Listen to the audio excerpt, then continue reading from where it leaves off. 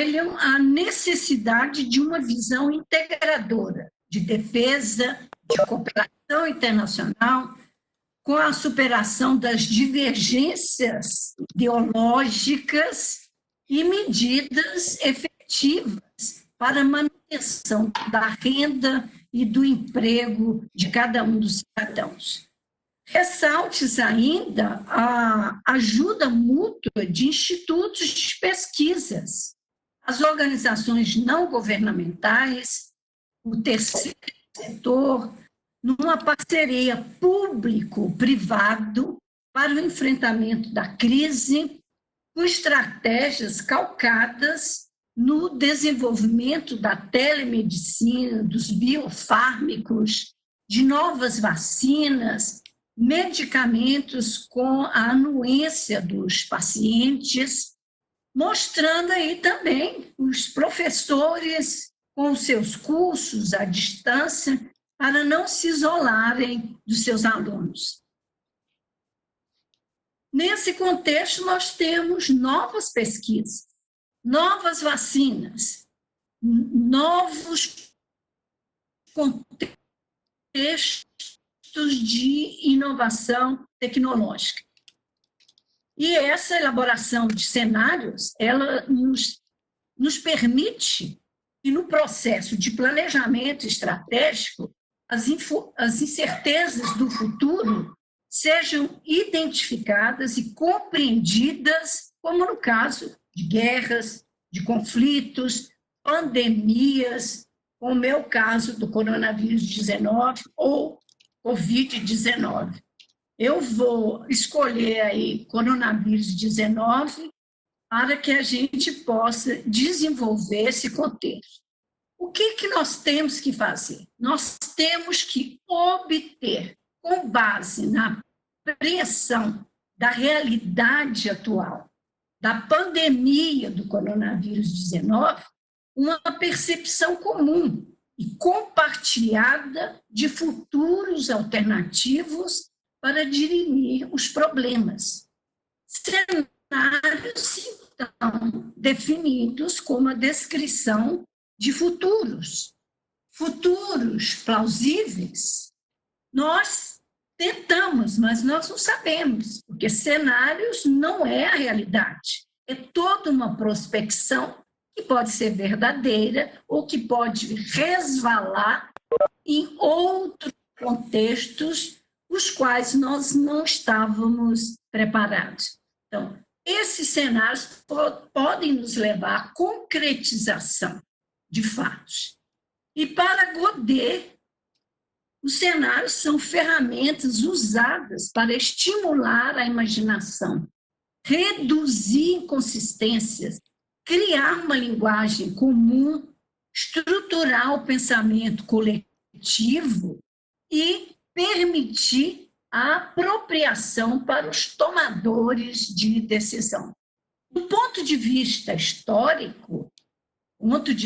histórico-temporal, o planejamento estratégico tradicional, inflexível, determinista, dos anos 60 e início dos anos 70, considera um único futuro, dentro do horizonte temporal estabelecido, que pode ser tendencial, isto é, uma extrapolação das situações presentes com base em cálculos de predição, ou ideal, quando envolve o futuro desejado pela organização.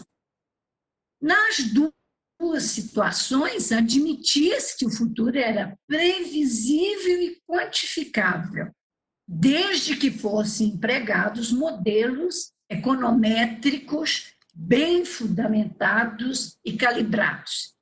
E nenhuma das duas situações são consideradas incertezas e possíveis rupturas nas tendências pré-estabelecidas. Quer dizer, a partir desse ponto, nós podemos considerar que as ações oriundas dos planejamentos estratégicos tradicionais, elas podem ser atropeladas por situações não previstas o que faz com que esses planejamentos não alcancem seus objetivos iniciais e apresentem uma grande distância entre o que foi concebido e o realizado. Nesse cenário, nesse contexto de evidências, nós podemos mencionar o que se refere à pandemia do coronavírus. O mundo não estava preparado para uma pandemia dessa. Então, essas emergências que nós estamos vivenciando não faziam parte do cenário e da análise internacional. Então, esse planejamento estratégico por meio de cenários, ele apresenta-se como um interessante método para diminuir esse ato do planejado e do realizado, pois considera em sua base de análise eventos não previstos. Nós estamos falando aí da incerteza, dessas complexas inter-relações que estão cada vez mais presentes na nossa vida atual, como a disponibilização de equipes de médicos, enfermeiros, enfermeiras, epidemiológicos, virologistas e outros, para detectar o tratamento adequado às pessoas atingidas pelo coronavírus, detectar novas vacinas, novos medicamentos e também evitar o pânico, a estagnação dos sistemas públicos, a queda das bolsas de valores. E nós, aqui no Brasil, nós não estamos preparados para isso. Nós sempre tivemos problemas com os nossos hospitais, com o sistema de saúde. E a única coisa que nós ouvimos foi o que estava acontecendo na China, em Wuhan, no leste da China, nessa província de Hubei, em que a cidade, com 12 milhões de habitantes, se viu assolada pela pandemia. A China também não estava preparada.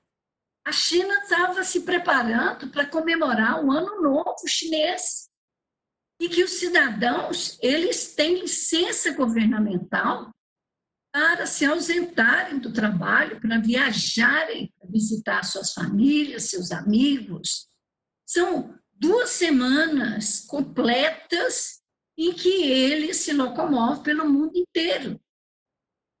E com essa locomoção, nós verificamos cidadãos chineses afetados pelo coronavírus 19 e que foram para todos os lugares do mundo.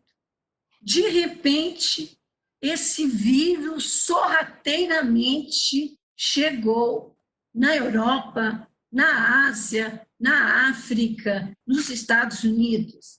E nós aqui, nós só nos demos conta da pandemia quando, de repente, os brasileiros que estavam lá em Wuhan pediram o auxílio das autoridades brasileiras para resgatá-los.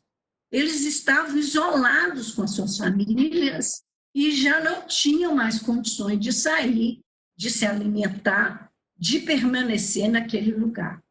Felizmente, as autoridades brasileiras foram pontuais para obter autorização de 2 aviões da Força Aérea Brasileira para trazer essas 31 pessoas, as suas famílias, as suas crianças, e que pudessem ser recebidos nos hospitais militares de várias capitais que se paramentaram para que eles pudessem fazer os exames, passar um período em quarentena, mas salvos.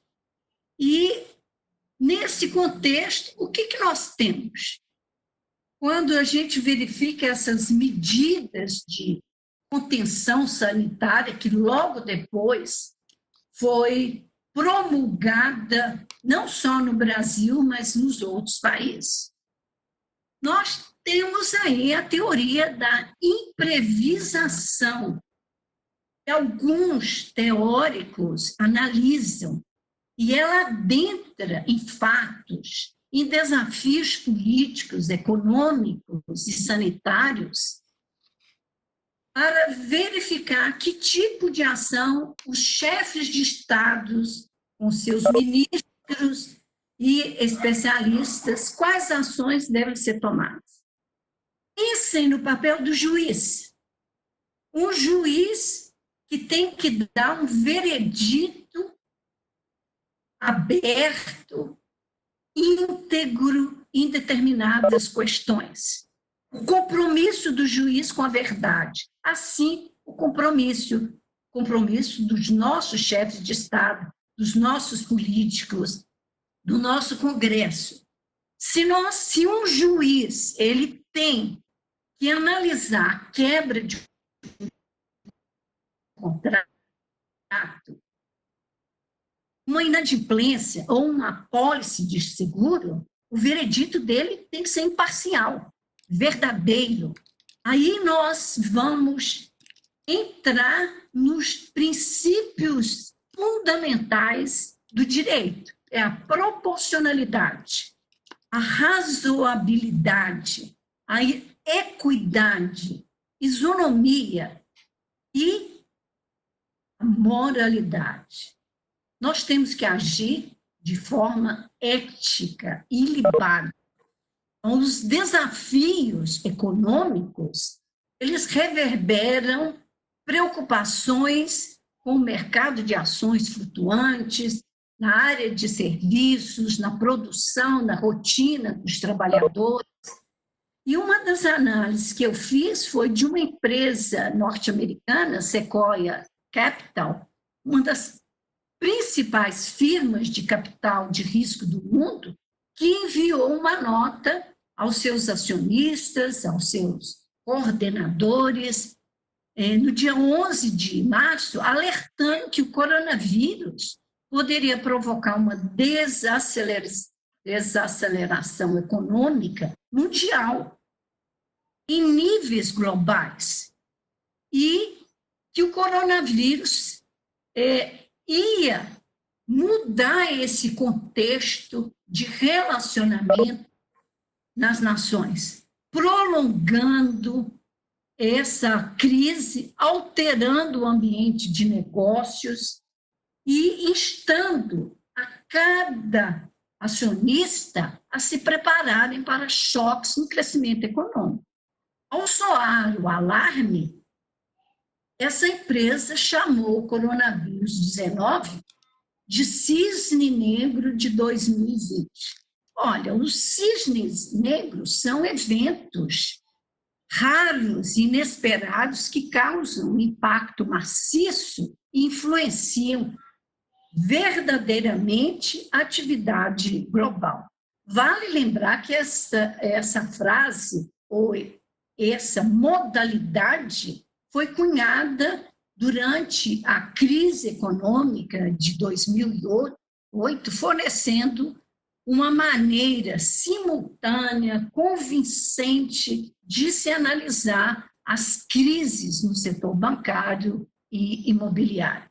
Nós temos vários especialistas aí, um deles é Terence Avon, em sua obra Risk, Surprise and Black Swans, Fundamental Ideas and Concepts in Risk Assessment and Risk Management, de 2014, que ele fornece uma análise aprofundada do conceito de risco, com foco no vínculo crítico com o conhecimento. De um lado, o conhecimento, do outro lado, a falta de conhecimento em que se baseiam os julgamentos de risco e probabilidade. Vejam as repercussões mundiais do coronavírus. Se eu der um número para vocês vão dizer, essas cifras estão antiquadas. Eu posso dizer, nós estamos vivenciando mais de 50 mil mortes. Mas onde? Nos Estados Unidos, na Itália, na Espanha. Quantas mortes nós temos aqui no Brasil? Quantos infectados? Quantos recuperados? E quais aquelas cifras que nós não tivemos acesso porque as unidades de saúde não tiveram condições de trabalhar, de processar ainda. Então, quando a gente fala em cisnes negros, é essa incapacidade da estatística em nos fornecer dados precisos, causando um alto impacto na população, como é o caso atual, em que milhares de pessoas no mundo inteiro estão sendo infectadas. E de algumas aplicações com erros. Nós temos erros aí, podem ser menores, mas que necessitam de testes significativos para problemas fundamentais em probabilidade. Nesse diapasão, eu efetuei uma análise de Giacomini, um trabalho de 2019, em que ela chama nossa atenção para um lado de novas tecnologias e a velocidade das mudanças nas comunicações. Por outro lado, a democracia, uma forma de governo que vem de longe com seus ritmos e procedimentos.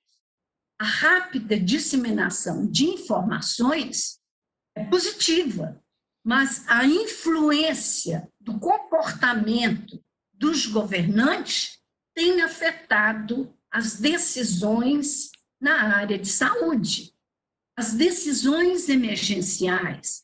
E a internet tem mudado a esfera pública e o debate democrático, inserindo uma quantidade significativa de intermediários.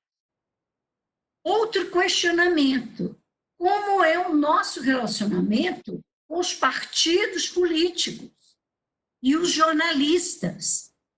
Eles são ainda, os partidos políticos e os jornalistas são ainda protagonistas do discurso público? Ou esse modelo tradicional está defasado? Eles estão sendo substituídos por intermediários? Então, os centros de poder também estão sendo abalados com seus especialistas. Até que ponto a internet, a dinâmica das plataformas de web se relacionam com o ideal democrático e pluralista? É nesse contexto que nós temos que pensar a internet. Ela promove o pluralismo ideológico, dialógico, ou corre o risco de alimentar um pluralismo polarizado? Outra questão: a democracia representativa, ela poderia ser acompanhada de outros modos de governo? Alessandro, num trabalho de 2019, ele infere que a democracia representativa deve ser superada, mesmo através de ferramentas de comunicação digital, e pergunto, ou ainda é a melhor solução para os problemas da comunidade pública? O que se percebe é que a comunidade científica, os pesquisadores, eles estão trabalhando além da sua capacidade física e mental para nos trazer novos medicamentos, novas vacinas, soluções para a pandemia. E mesmo que a gente perceba um determinado constrangimento, algumas soluções têm sido alcançadas. E é nesse contexto que eu gostaria de enfatizar a necessidade de parcerias internacionais. as trocas de experiência. Nós mesmos, como acadêmicos, nós temos que verificar como os outros professores estão trabalhando nas suas universidades, com seus alunos.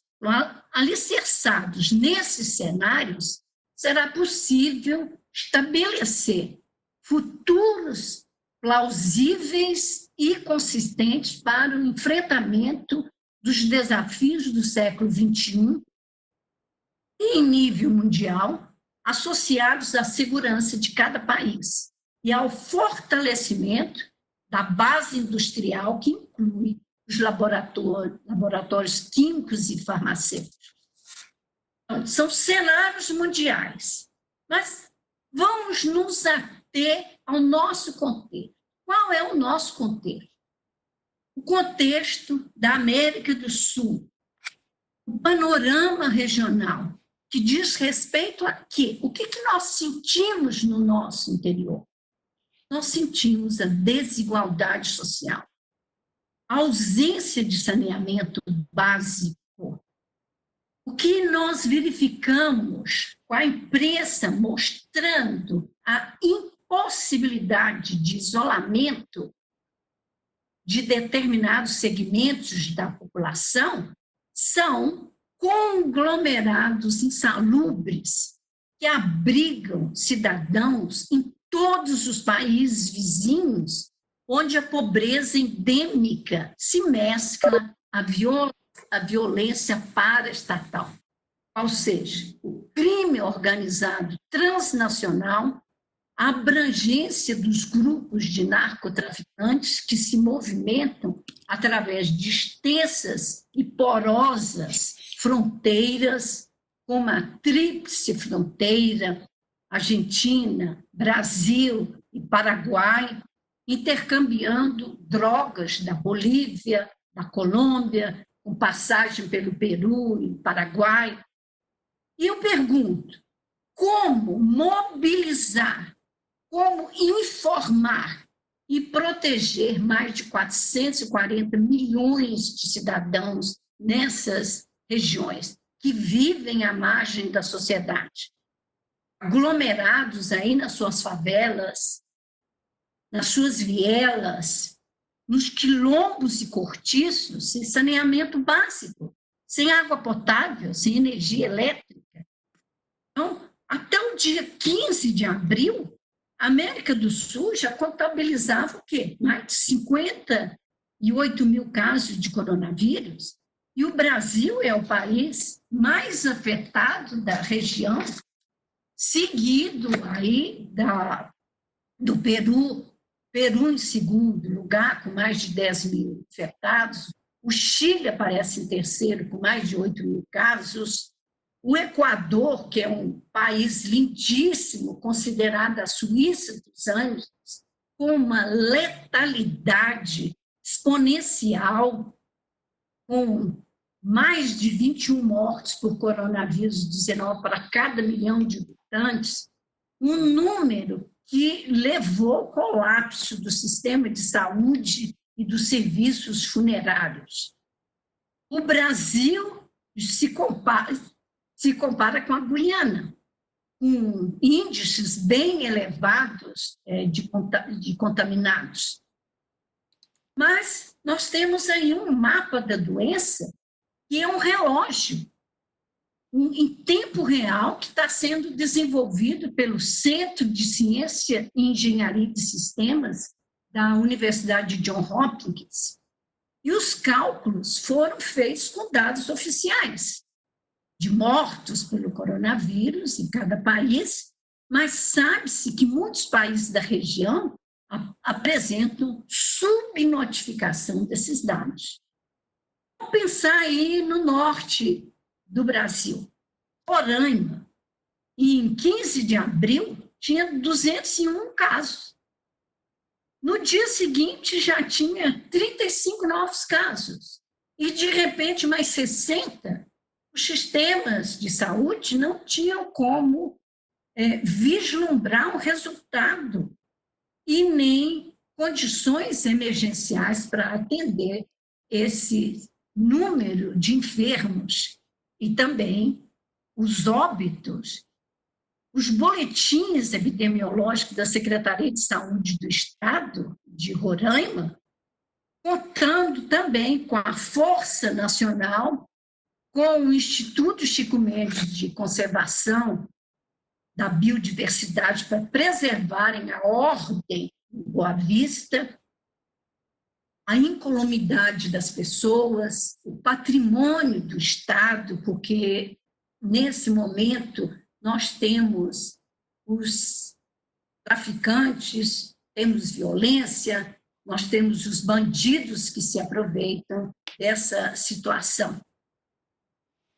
No Amazonas, os casos confirmados chegaram a mais de 1.897 e o número de mortos vai aumentando. Eram 161 pessoas, mas quadruplicou nas últimas horas, de acordo com o boletim da Fundação de Vigilância e Saúde do Amazonas.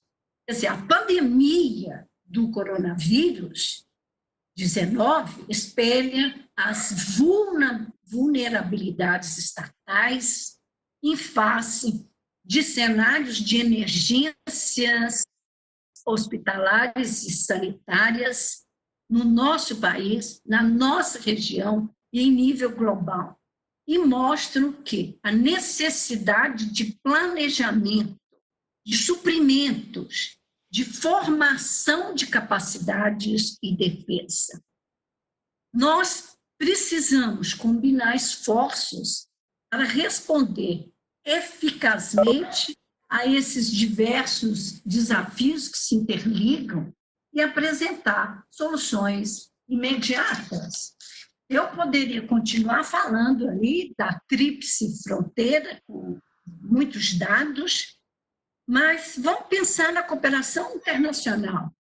E é uma cooperação que ela pode ser bilateral, multilateral, binacional, transfronteiriça, com comando de operações de divisas, com a polícia militar de cada estado, de cada região, para monitorar essas áreas de divisas, as rotas, os corredores usados para o cometimento de crimes complexos e de alto impacto na violência e na criminalidade, e mapear os protocolos de cooperação internacional, as convenções internacionais e os procedimentos para que a gente tenha aí esse intercâmbio efetivo, acadêmico, administrativo para enfrentar essas situações. Não só a situação de doença, mas a situação de pobreza, a situação do enfrentamento sistêmico do contrabando, do tráfico de armas, do tráfico de drogas, tráfico de pessoas, e também, agora, o coronavírus se espalhando por todas as nossas fronteiras. Eu ressalto a crise na segurança pública, a violência. O Brasil tem tentado parcerias de alto nível com a equipe do Estado de Israel, com a equipe da França, da Espanha, da Itália e outros países que estão trabalhando com o Brasil. Mas nós sabemos perfeitamente que as Américas é a região mais violenta do mundo. E o Brasil, com uma quantidade expressiva de homicídios. Então, de acordo com mecanismos atuados no âmbito da Estratégia Nacional de Segurança Pública nas Fronteiras, o ENAFRON, os esforços das polícias militares civis dos 11 estados de fronteiras, nós temos que debelar esse contexto negativo, ok? O tráfico de pessoas é muito grave. as pessoas estão vulneráveis, as mulheres, as crianças, os jovens, e muitas vezes os bandidos usam força, outras formas de coação, como rapto, a fraude, engano, o abuso de autoridade, nessas situações realmente deprimentes. E agora, com o coronavírus 19, o índice de violência aumentou muito. Pensem, os maridos tiveram seus contratos simplesmente interrompidos. A renda da família foi interrompida. O marido, antes de chegar em casa, ele passa no boteco para beber uma cachaça. Já chega transtornado, depressivo em casa, bate na mulher, bate nos filhos e a estrutura familiar é abalada. Então, o que nós precisamos aí? Nós precisamos trabalhar também nesse contexto. Passando para a construção de cenários, num marco temporal de 2020, 2035, nós temos uma literatura contemporânea muito abrangente. O professor Marcos Allan me enviou alguns artigos excelentes, os quais eu trabalhei e vou continuar a minha leitura, que nos oferece um referencial de futuros alternativos para um horizonte temporal. Nesse horizonte de 2020, 2035, nós temos 3 concepções prospectivas: um cenário normativo, um cenário realista, um cenário alternativo. Nós temos que eliminar essas incertezas e trabalhar os próximos 15 anos com uma certa probabilidade de que esses cenários vão acontecer. Aí entra o nosso papel de pesquisadores e o trabalho com os nossos alunos, ok?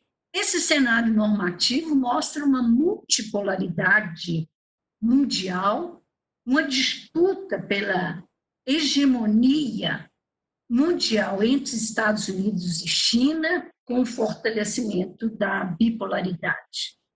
Então, o ponto de partida é a identificação dessa força motriz econômica com base analítica nas 2 superpotências.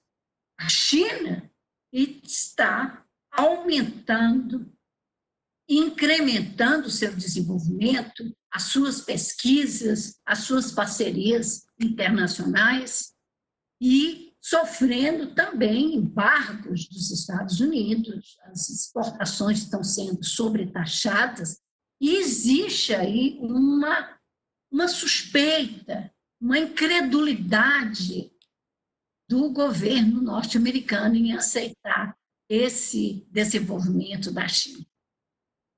Então, temos aí um cenário que nós temos que trabalhar a partir desse contexto do coronavírus 19. O que se percebe é que podemos ter um cenário de governos, um cenário exacerbado no mundo de governos populistas, isolacionistas, que possuem como característica a sua intervenção na economia. Será? Será que princípios da globalização econômica multilateral possam prevalecer? Cada hipótese considerada que possui maior poder de impacto na configuração do futuro, nós podemos formular mais 2 outras possibilidades. A realista, que seria o intervencionismo gerando isolacionismos econômicos, e a globalização econômica multilateral. aí entraria nesse cenário. Nós vamos quebrar esse cenário de Estados Unidos e China e incluir a Rússia, que é uma potência, sempre foi uma potência com muito poder mundial. Não vamos discutir os pontos negativos, mas vamos verificar esse cenário realista da multipolaridade das forças geopolíticas que se dá de uma forma pactuada, com a diminuição, esperamos, das tensões geopolíticas entre essas três superpotências e a abertura do diálogo. Mas, contudo, o que nós verificamos? A nova ordem mundial ainda experimenta algumas alianças estratégicas temporais, seguindo interesses geopolíticos específicos para cada grande bloco ou para cada país. Todos querem ser potências de primeira grandeza. E os cidadãos, o que eles têm questionado?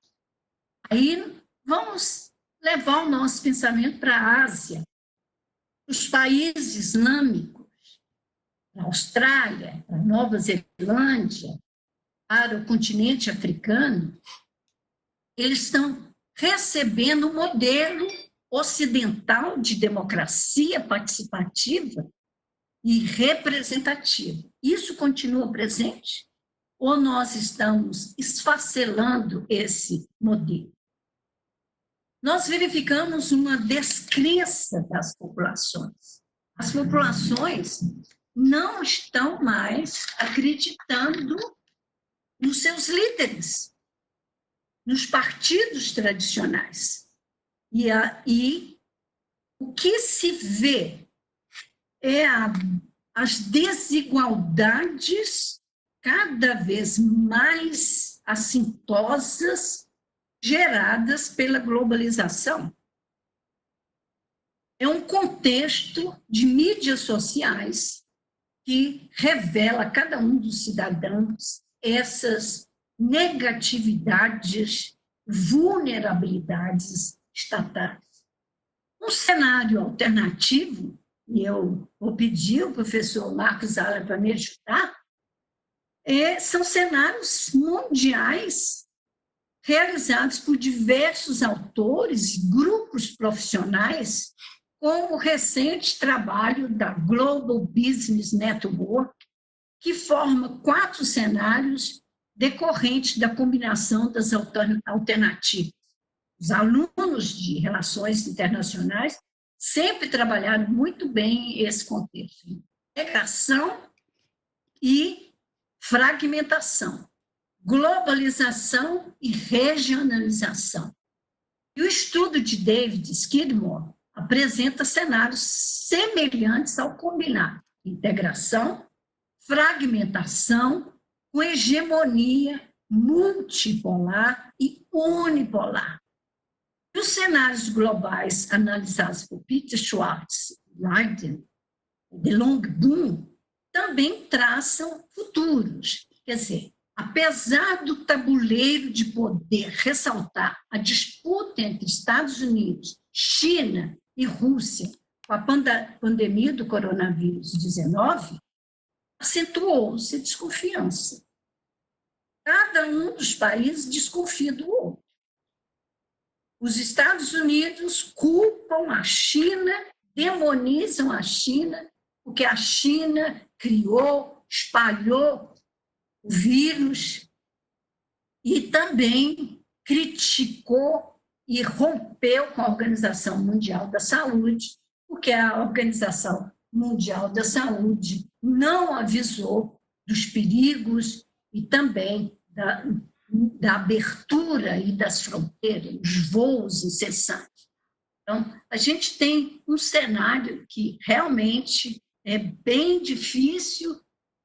A gente imagina que vai demorar algum tempo para que isso possa ser revertido.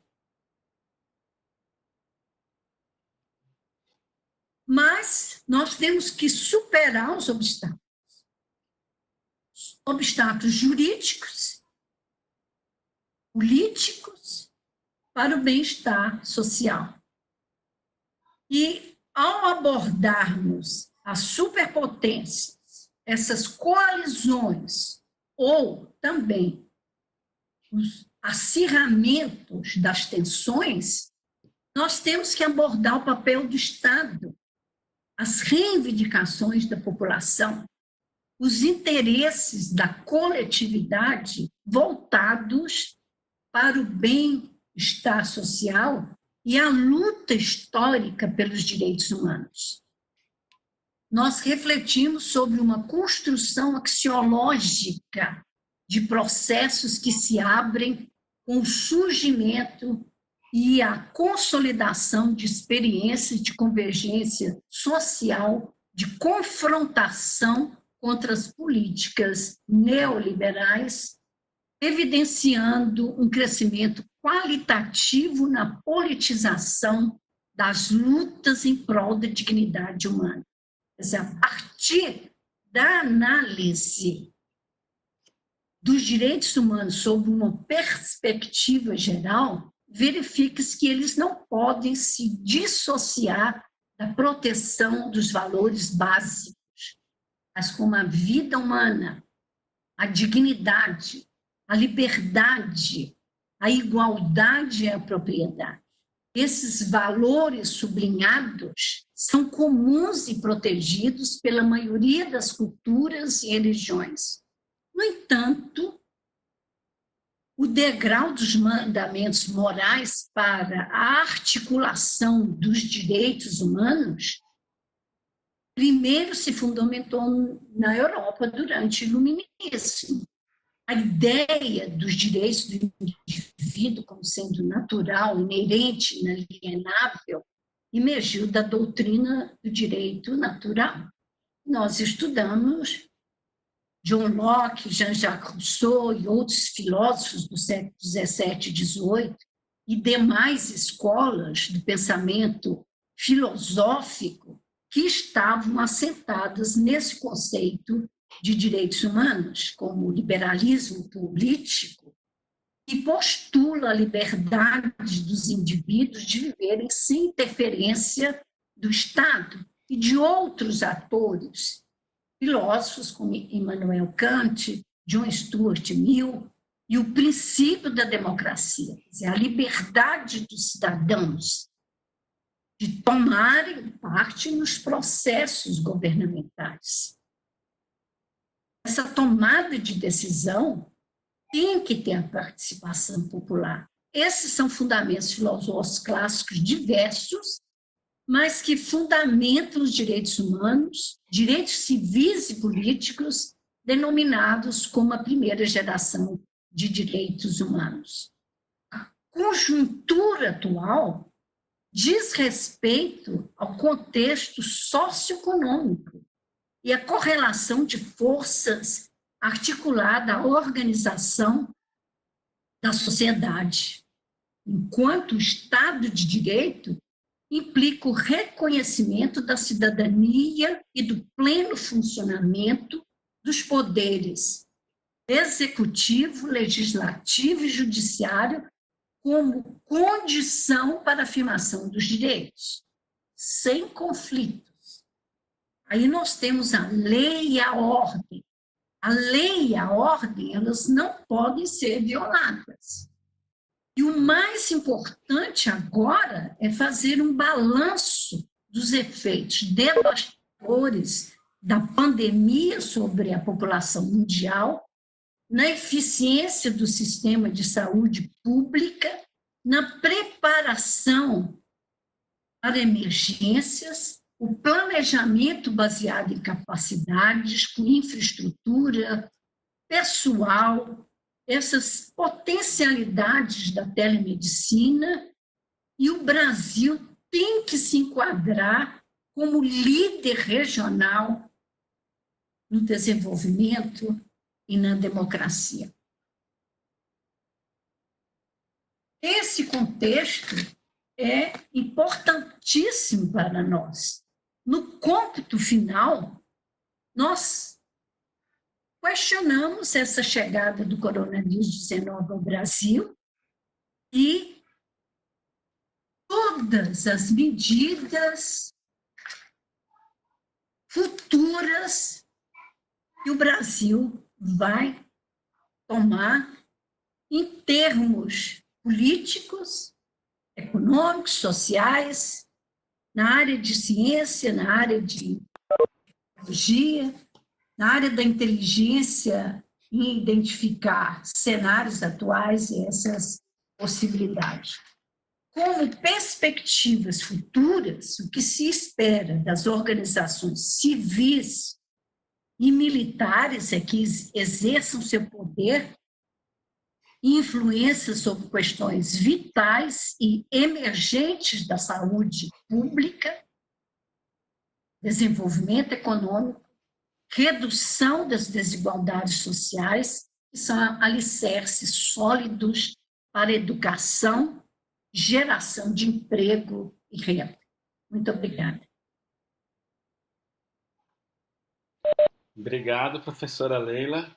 Trouxe vários pontos importantes aqui, né? E antes de passar para eventuais perguntas e comentários que haja, né?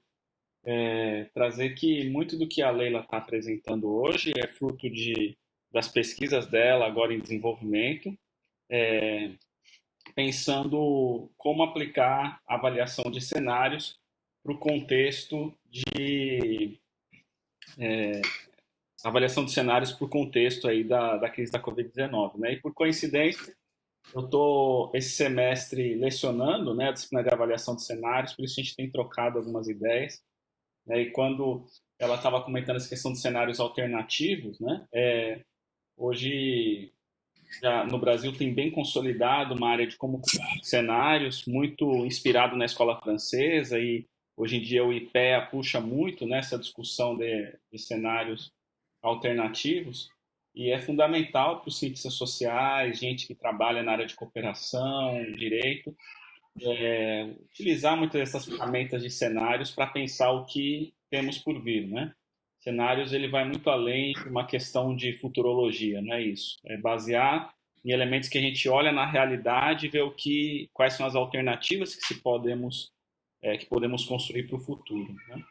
E quando nós pensamos nos impactos da Covid, tudo que nós podemos fazer hoje em dia é pensar cenários, porque a gente está vivendo um fenômeno em andamento, né, que tem várias implicações, como a professora colocou muito bem, para distintos campos, seja a cooperação, o direito, o próprio funcionamento do Estado, a questão da criminalidade, entre tantos outros. Então, acho importante colocar, enfim, né, diante do que a Leila tão bem. Então, agora a gente passa para como é comum nos nossos seminários, para que tenhamos interação com o público. Se alguém quiser fazer alguma pergunta para a professora, pode ou abrir um microfone e fazer a pergunta, ou se não, se quiser também colocar no bate-papo a pergunta por escrito, também é bem-vinda. Então, deixo aberto para vocês.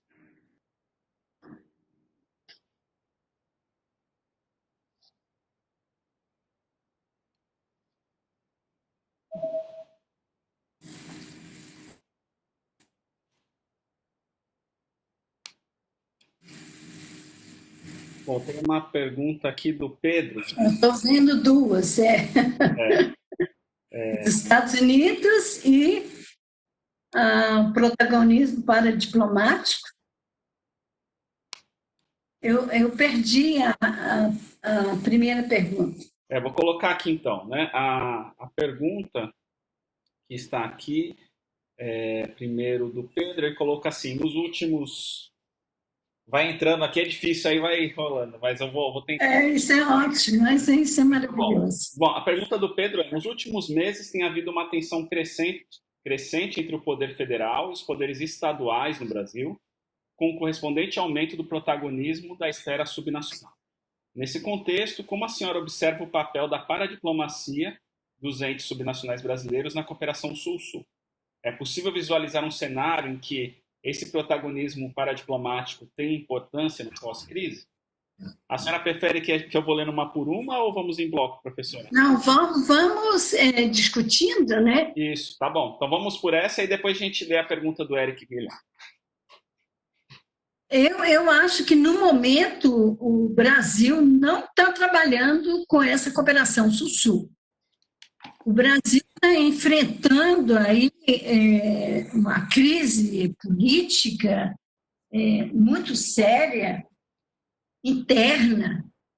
O Congresso, o Supremo Tribunal Federal, o Executivo, e nós não estamos verdadeiramente trabalhando com essa cooperação Sul.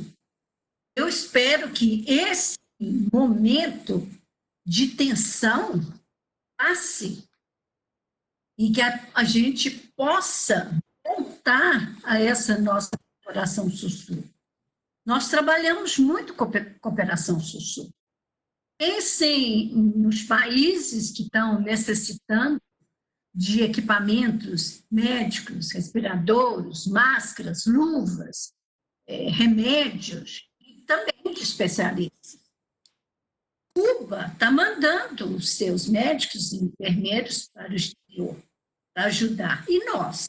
Nós ainda estamos num rebuliço muito grande para resolver as nossas questões internas que não estão resolvidas.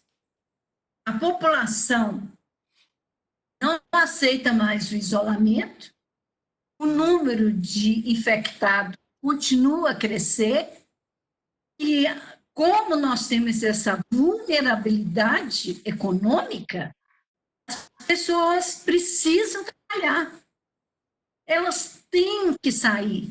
Então, esse sistema de isolamento tem que ser ampliado o trabalho, essa ampliação vertical, nós temos que, pouco a pouco, sair desse isolamento e voltar ao trabalho, porque as consequências estão sendo muito duras, muito graves para a população de baixa renda, os informais, aquelas pessoas cujos estabelecimentos estão fechados e a pessoa não tem uma renda fixa.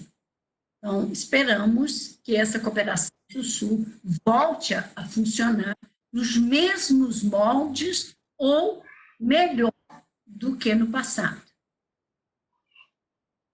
Obrigado, professora. A segunda pergunta é do Eric Guilhom. Ele coloca: professora Leila, a senhora acredita que os Estados Unidos, nesta pandemia, mostrou mais uma vez a perene realpolitik nacionalista de sua diplomacia, deixando assim de lado a cooperação internacional?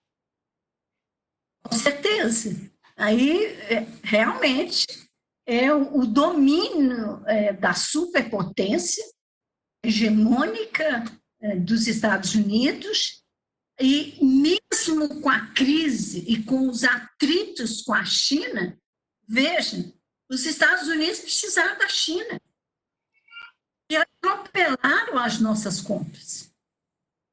Eles correram e compraram os equipamentos, respiradores e outros itens que necessitavam, e nós aqui precisando também desse contexto.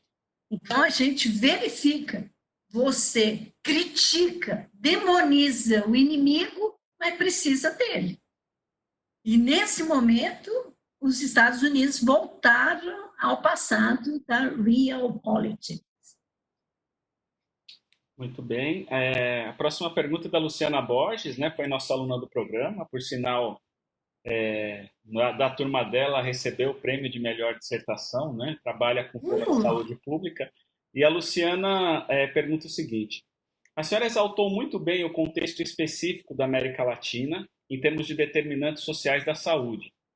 Quando pensamos especificamente no cenário brasileiro, em termos de proteção de direitos, vem à tona possíveis agravamentos de quadros de violência de gênero, questões relacionadas aos problemas carcerários brasileiros, direitos trabalhistas. Nesse sentido, e diante da postura da esfera federal no tratamento da epidemia, Até que ponto a senhora acha que ações multilaterais podem, em termos realistas, ajudar a estabelecer um padrão, um discurso a respeito das políticas públicas necessárias, imediatas e progressistas no combate ao Covid-19? Especificamente, até que ponto resoluções de cunho de direitos humanos, como emitida pela Comissão Interamericana de Direitos Humanos, podem ter impacto real na conduta do país no combate à pandemia? As políticas públicas de gênero são especificamente muito boas no Brasil. Nós avançamos muito na proteção das mulheres. Nós temos casas de acolhimento, nós temos a Lei Maria da Penha, nós temos toda uma análise da violência e da proteção à mulher, as delegacias para a mulher, mas muita coisa saiu do controle. Está saindo do controle, como eu bem enfatizei, porque a violência ela é gerada no interior do domicílio, é o cônjuge, são os parentes, as pessoas mais próximas, não só a mulher, mas também aos filhos, às crianças. E nós temos verificado muitas violações. Eu espero que realmente nós possamos avançar em medidas necessárias, como você ressalta, imediatas e progressistas, não só ao combate ao Covid-19, mas também em termos de direitos humanos. Porque o ambiente dos cárceres é deprimente. Não só para os homens, muito pior para as mulheres. E a conduta do país não tem sido das melhores. Ótimo. Não temos mais nenhuma pergunta no bate-papo. Não sei se temos mais alguma pergunta que alguém queira falar ou se quiser colocar no bate-papo. Alguns dos nossos alunos que eu vejo aí online, se quiserem aproveitar esse momento para perguntar para a professora. Não dá para vocês fugirem, aí Lucas Amorim, quem mais aqui? A Carol, a Aldap, o Antônio Alves. Fiquem à vontade se vocês quiserem perguntar alguma coisa, mesmo quem não é nosso aluno, mas que está aqui como convidado.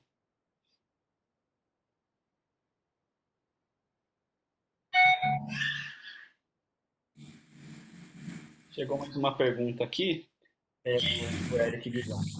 O quanto o posicionamento belicoso do presidente Donald Trump em relação à China pode afetar a cooperação internacional para controle da pandemia? Que aspectos podem ser imediatamente evidenciados? Olha, o presidente Donald Trump, ele não tem medidas. A gente não pode prever o comportamento dele. Ele não aceita, assim como no Brasil, ele não aceita os conselhos da equipe dele, chefes de gabinete, da CIA, dos estrategistas no país. E tem afetado, realmente o comportamento dele tem afetado a cooperação internacional.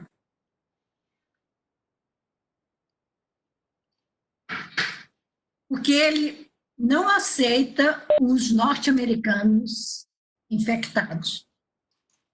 A economia parou nos Estados Unidos. E isso é inaceitável para ele. Isso vai ser muito difícil de ser normalizado. Essa pacificação vai levar tempo.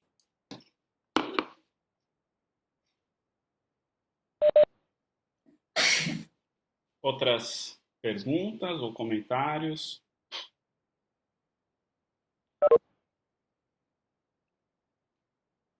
O Eric, que está animado para a pergunta, quer fazer mais uma pergunta, mas é ótimo que tenhamos perguntas. Como os BRICS podem retomar protagonismo no cenário internacional neste momento, especificamente no apoio ao OMS? Ou esse já é um acrônimo defasado e não podemos mais pensá-lo como protagonista na política de poder da sociedade internacional? O Eric é especialista em BRICS, ele trabalha muito bem com esse assunto e com essa nossa parceria, né? Brasil, Rússia, Índia, China, África do Sul. Eu acho que esse protagonismo vai continuar. Nós precisamos desse relacionamento. Nesse momento, a Índia também está abalada, milhões e milhões de pessoas isoladas, vulneráveis, e eles precisam conter a pandemia.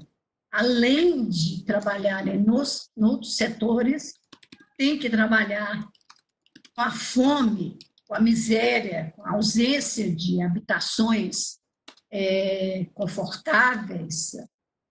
É difícil analisar a Índia, uma experiência assim, que foi muito impactante na minha vida. Eu acredito que vai demorar um pouco esse apoio à Organização Mundial da Saúde, porque a OMS abalou a confiança dos parceiros. A OMS sabia do que estava acontecendo, mas demorou muito a avisar, não só os Estados Unidos, mas os outros países, das repercussões. E isso simplesmente causou um estrago muito grande nesses aportes financeiros que são direcionados à Organização Mundial da Saúde. Verificou-se que a OMS está trabalhando com muita burocracia e sem resultados céleres que a comunidade internacional precisava nesse momento de pandemia e também que precisa no futuro, em termos de novos medicamentos, de vacinas, de novas tecnologias. Esse contexto da OMS vai ser verificado com muita propriedade, espero, pelos nossos alunos. Mas vai demorar.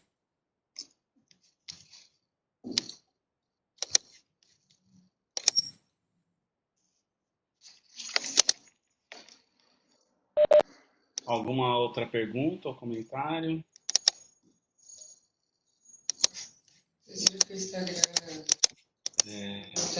Bom, se não tiver nenhum comentário, eu queria, na verdade, fazer uma para a professora Leila, dado que a professora conhece muito também da área de direito, né?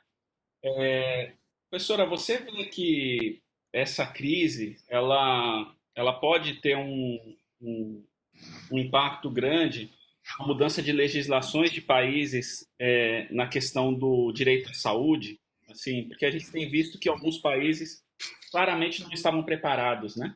Por exemplo, a Espanha reestatizou hospitais, a Itália teve diversos problemas, bom, os Estados Unidos nem se fale, né?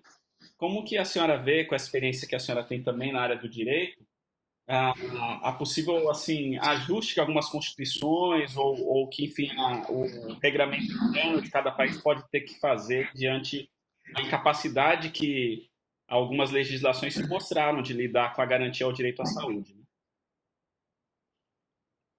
Os outros países não têm um sistema de saúde gratuito como nós temos. Nós temos o SUS, que atende a qualquer cidadão. Nos Estados Unidos, não. É muito caro. Uma noite no hospital, 2 ou 3 dias, as pessoas vão pagar $2.000, $3.000. Não existe isso. Então, esse contexto aviltante do liberalismo, ou, vamos dizer, em palavras nuas e cruas, do capitalismo. É o lucro. E, nesse momento, eles verificaram que não podiam lidar com esse contexto de ter que cobrar. Como cobrar? Se toda a população estava sendo afetada. Acredito que sim, sabe? Nós temos que pensar uma revisão jurídica, não só nos Estados Unidos, mas alguns países europeus. Veja, quando nós viajamos para o exterior, antes de comprar a nossa passagem aérea, nós temos que fazer o seguro-saúde. Nós temos que estar aí, sabe, firmes. Se de repente a gente escorregar na neve, como é que nós vamos pagar a despesa? Eu também tive problema nos Estados Unidos, mas como eu era bolsista deles, um simples incêndio que houve lá e que afetou um dos meus olhos, eles bancaram, mas não é fácil.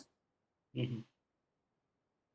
Essa legislação precisa ser atualizada, mesmo no Brasil, porque o brasileiro que não tem uma renda e que não tem um seguro-saúde adequado, ele vai desmaiar na porta do hospital. Isso estava acontecendo na Espanha. A Espanha, mesmo aqueles que tinham seguro médico, mas que já eram idosos, na faixa de 80 anos, estavam sendo rejeitados pelos hospitais, pelos médicos, pelo sistema. Então, é preciso ter... Aí a gente tem que trabalhar uma elasticidade do social. E essa elasticidade adentra nesse contexto econômico. Quando a gente fala em elasticidade social, é o trabalho, o consumo, o lazer, a convivência, mas também esse tipo de despesas. A despesa que os idosos têm com vitaminas ou com remédios é muito alta. Há idosos que gastam 70% da sua aposentadoria com despesas de médico e de farmácias. E esses cuidados médicos, essa pólice de seguro, mostra a fragilidade do ser humano, a insegurança do indivíduo, principalmente o idoso, e como é que essas empresas estão lidando. Na Áustria, por exemplo, é caríssimo também o sistema de saúde, mas os cidadãos, eles têm um aporte muito bom do Estado. Na Itália, a gente verificou aí várias vulnerabilidades, né? Isso tem que mudar. Eu acredito que isso vai acontecer agora em termos de direito público. Obrigado, professora. Bom, mais algumas perguntas aqui. Né? Primeiro, os agradecimentos. O Eric Guilhom e a Luciana, né, agradeceram aí pelas respostas, por ter clareado os pontos. E daí temos duas perguntas, uma do Antônio, se eu não estou enganado é o aluno nosso, né? O Pedro também, imagino. Existem tantos Pedros no mundo, só está como Pedro, mas pelo tom da pergunta, imagino que seja o Pedro nosso aluno. Bom, o Antônio pergunta como coadunar o isolacionismo necessário, né? Eu penso que ele está falando do isolacionismo relacionado a que a gente, né, tem que ficar isolado em casa. Como coadunar o isolacionismo necessário em decorrência dos problemas causados pela pandemia e a necessária cooperação internacional em termos de ciência e saúde. Então, como coadunar o isolacionismo necessário em decorrência dos problemas causados pela pandemia e a necessária cooperação internacional em termos de ciência e saúde. Apesar do isolacionismo, de cada cidadão, os pesquisadores continuam trabalhando e se conectando e trocando os seus trabalhos, as suas experiências, os seus avanços. Isso está acontecendo e vai acontecer muito mais. Nós sabemos que há institutos de pesquisa no Brasil que são de primeiríssima grandeza. Nós temos a Universidade Federal da Bahia, nós temos a Universidade Federal Fluminense, com físicos, não é só a USP, a Unicamp, a Universidade de São Carlos, mas essa turma está trabalhando. Temos os hospitais, o Sírio-Libanês, Albert Einstein e outros, que estão o tempo todo como parceiros de outros institutos, outras universidades e em vários países. Eu acho que a cooperação internacional vai aumentar muito a partir dessa pandemia, dessa crise que nós estamos vivendo. Nós não podemos viver sós, nós precisamos dos outros, nós temos que interagir. Eu estou abrindo aqui para ver se eu esqueci algum órgão, mesmo eu esqueci de mencionar esse Instituto DOR, da Bahia, que trabalha com células da medula, a Fiocruz, no Rio de Janeiro, o Albert Einstein, eu falei, Sírio-Libanês, eles estão trabalhando com plasma, com terapia celular, e o Hemocentro da Universidade Federal de Piracicaba, a Natura também trabalhando, os Médicos Sem Fronteiras, a Cruz Vermelha, a Votorantim também está trabalhando com os municípios menores, distribuindo cestas básicas, respiradouros. Essa cooperação ela vai aumentar muito. Passou esse isolamento, nós vamos ter aí, nós já estamos tendo muitos convites para participar desses seminários, desses encontros virtuais, e já temos bolsa de estudo para quem quiser ir para o exterior assim que for liberado. Tenham esperança. E nós, professores, nós queremos que os jovens tenham uma carreira brilhante, tenham desenvolvimento e que tenham a inserção profissional, inserção acadêmica, inserção científica. Bom, então vamos para a última pergunta, né? Já estamos aproximando das 3h30. A pergunta é do Pedro, né? Nosso aluno da pós. O Pedro pergunta o seguinte, professora: a crise do coronavírus tem incentivado os países do mundo afora a realizar expansões fiscais às custas de um endividamento público. É possível pensar num arranjo de cooperação internacional ou de instituições multilaterais para amenizar as dificuldades financeiras provenientes dessa situação? Acho que vai ser difícil, porque todos estão passando pelo mesmo problema. Tudo foi paralisado.